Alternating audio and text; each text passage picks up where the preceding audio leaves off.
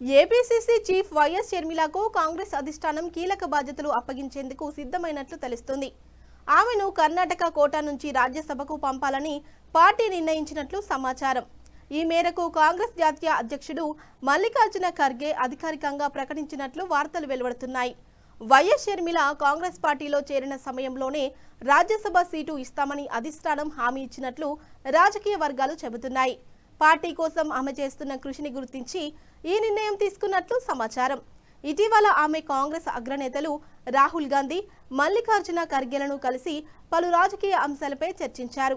ఆ భేటీ జరిగిన 2 రోజులకే షర్మిల రాజ్యసభ అభ్యర్థిత్వంపై స్పష్టత రావడం రాజకీయంగా ప్రాధాన్యత సంతరించుకుంది.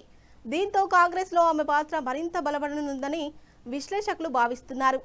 కర్ణాటక నుంచి రాజ్యసభకు ఎంపికైతే జాతీయ రాజకీయాల్లో షర్మిలకు మరింత కీలక స్థానం లభించే అవకాశం ఉందని చర్చ జరుగుతుంది.